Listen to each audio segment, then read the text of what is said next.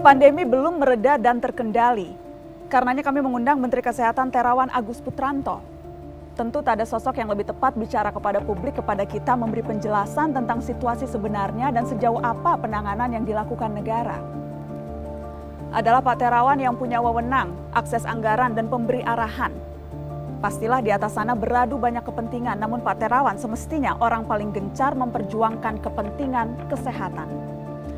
Presiden terus membentuk tim berbagai rupa, menteri-menteri lain juga sudah angkat suara, namun selama jabatan Menteri Kesehatan masih di tangan, tanggung jawab terbesar tak bisa lepas dari pundaknya. Kesekian kalinya kami mengundang, inilah kursi dan panggung mata najwa untuk Menteri Terawan.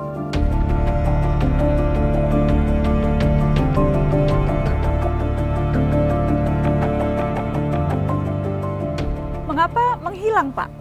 Anda minim sekali muncul di depan publik memberi penjelasan selama pandemi. Rasanya Menteri Kesehatan yang paling low profile di seluruh dunia selama wabah ini hanya Menteri Kesehatan Republik Indonesia. Atau kehadiran Menteri Kesehatan di muka publik memang Anda rasa tidak terlalu penting? Sejak awal pandemi Anda terkesan menganggap virus ini bukan ancaman besar.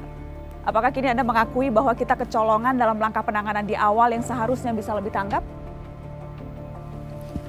Saya ingin klarifikasi informasi, apakah betul di awal-awal pandemi dulu justru Anda Menteri Kesehatan yang mengusulkan bahwa kita tidak perlu melakukan karantina wilayah?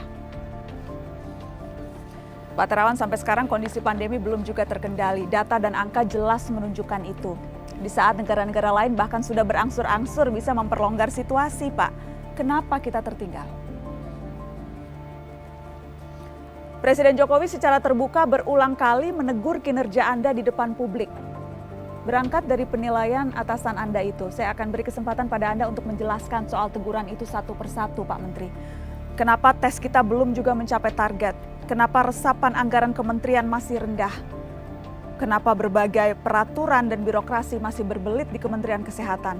Dan kenapa perlindungan tenaga kesehatan kita belum maksimal? Spesifik soal tenaga kesehatan, angka kematian nakes kita sangat tinggi dan masih terus naik.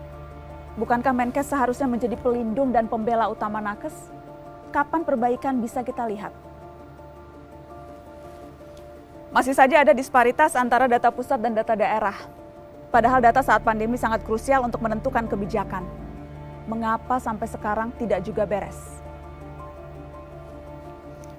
Bagaimana dengan data bahwa gedung Kemenkes menjadi klaster perkantoran terbesar di Jakarta?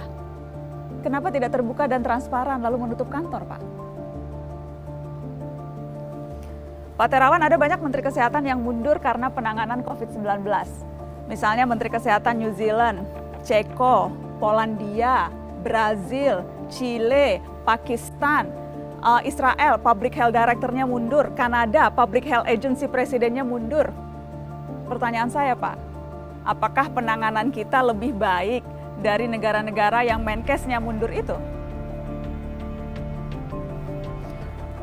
Yang jelas bukan hanya desakan ke Presiden, tapi publik diantaranya lewat petisi meminta kebesaran hati Anda untuk mundur saja. Siap mundur, Pak?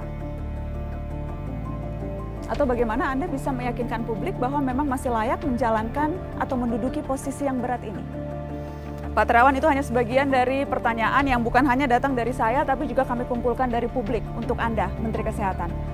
Kami tahu tak akan ada yang bisa menyelesaikan persoalan pandemi ini sendirian. Tapi kami berharap Anda setidaknya bersedia untuk memberi gambaran. Menteri Kesehatan Terawan Agus Putranto, waktu dan tempat, dipersilahkan.